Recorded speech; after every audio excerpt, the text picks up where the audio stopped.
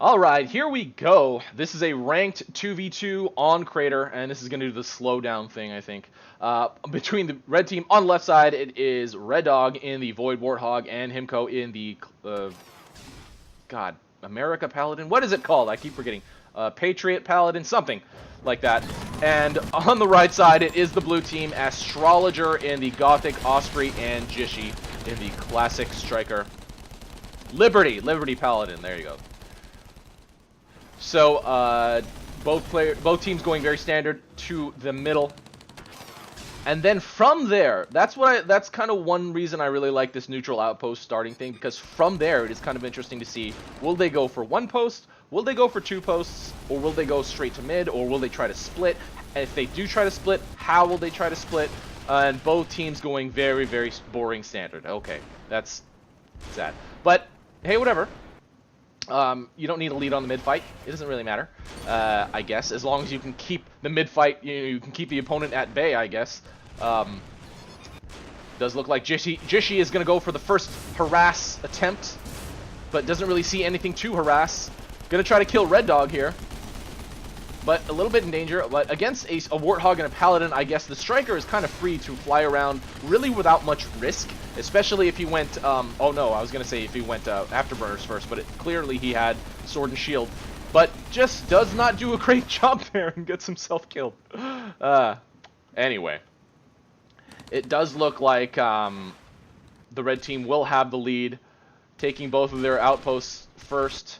The blue team has not grabbed that top outpost yet. There you go, but it does allow the red team to get a slight jump on the mid fight. It's very irrelevant. So, you know, early game deaths are kind of important, but it really depends. And in this case, it wasn't that big of a deal. It just gave a an XP boost to, I guess, R3ddog, since he's level 3. I'm assuming he's the one that got the kill. I don't remember. I don't pay attention to kill tickers sometimes.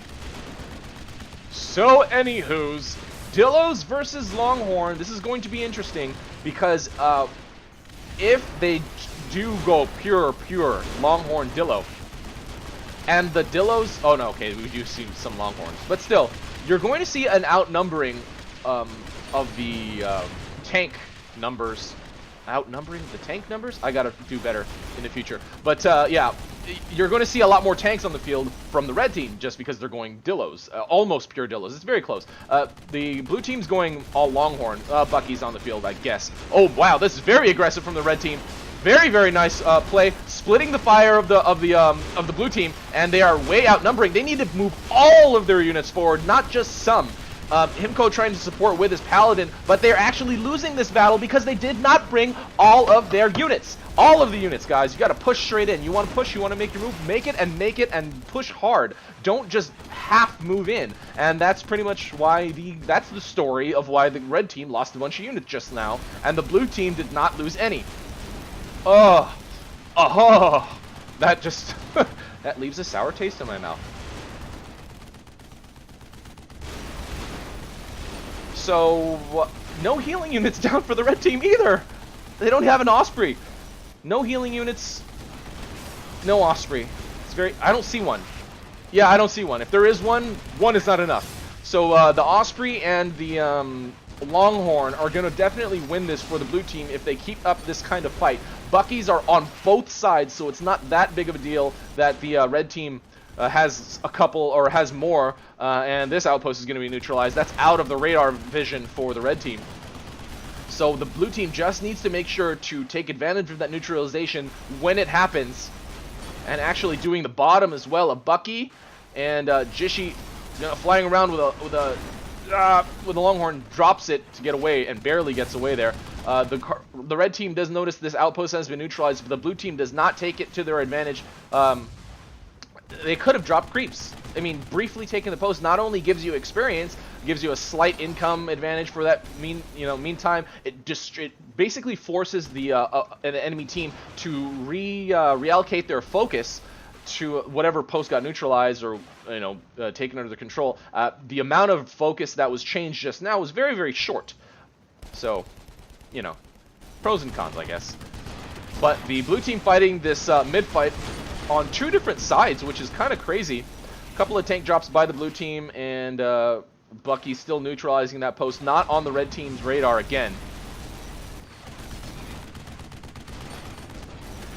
R3ddog and HIMKO are definitely on the back foot, 44-74, so the blue team, without an income advantage, is way ahead, obviously because of that initial unit loss with that ferry over. I definitely do like aggressive moves like that, that the red team tried at first, but I want to see them with a lot more commitment. You need to, yeah, I guess I'm just kind of broken recording here, but broken recording, I got to do better. But anyway, this Longhorn has not been taken care of, and now finally the blue team will take this outpost under their control. That is crazy. That is crazy. The red team never took care of that Longhorn. Did they not realize why it got neutralized? Did they think it was a quick cheese or like a mech harass only? A mech only harass? Because no high tier teams do that anymore. Not really. Unless it's a Neo with Blade Guardians. And if it is, then you'll know. You'll see it. Jishy still alive here. 49-78. The red team, I don't want to say they could push in. And the blue team's actually doing a great job fighting on two sides of this mid. And it's allowing them to move forward. See, Astrologer creeping forward just there, forcing the red team back into this bottleneck. R3ddog trying to get this outpost. I mean, I was going to say neutralized, but that's only the beginning of their problems. Just sending units, trying to just put up a fight, I guess. Killing Jishy there. So that's pretty huge. Really needs to make his move pretty much right now. But are there any units to make a move with? Not really. Not really, and they have to deal with a tank. Was that even a drop? I don't know. But Astrologer here to reinforce, and Jishy back in the fight on the right side. So, yeah, the red team doesn't look good for the red team. Not gonna lie, obviously. The blue team is outnumbering them in upkeep more than 2-1, and outnumbering them in number of units, raw unit count more than 2-1. Are there heavy mines out on the field? No. So this is happening right now. R3ddog finally seeing this, finally realizing what's happening.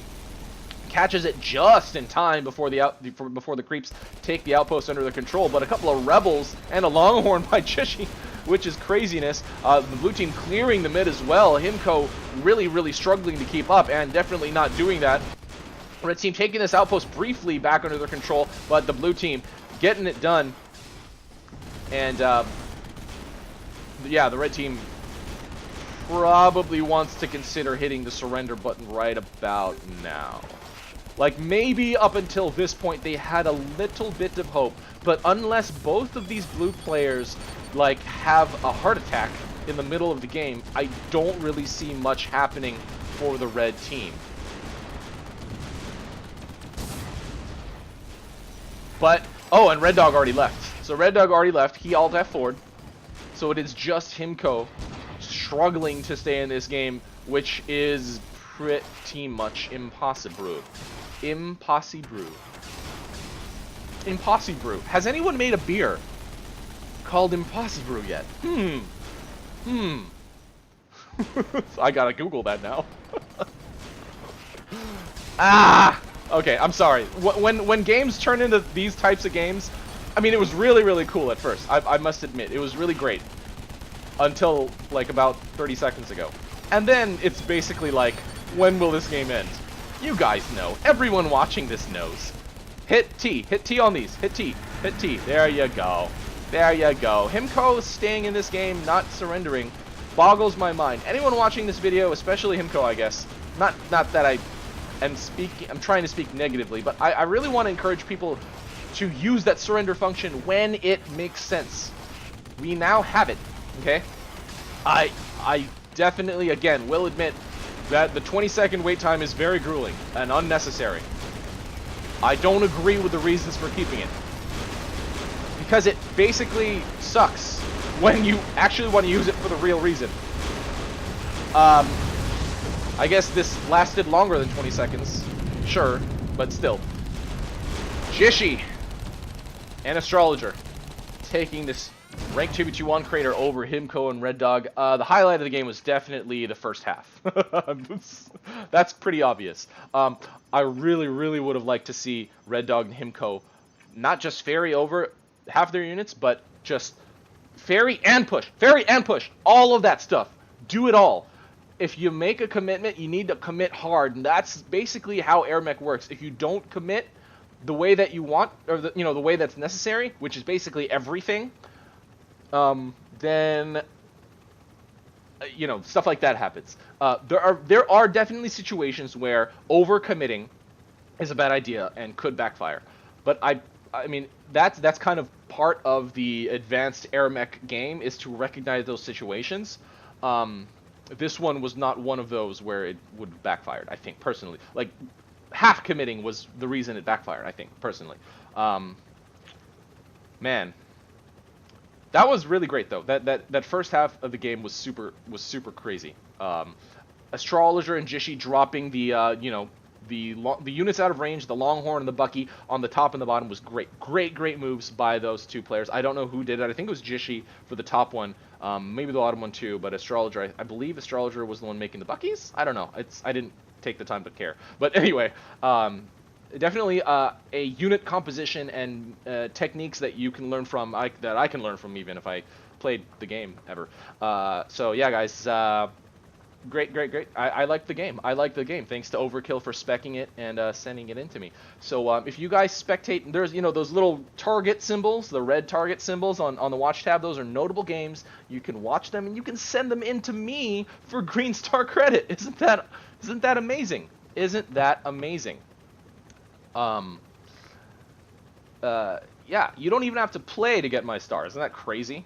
Just give me the replay files. You just have to click on the link at the bottom of this video description saying submit replays to me. I don't remember exactly what it says, but it's the very last one, besides the one that says download AirMech here.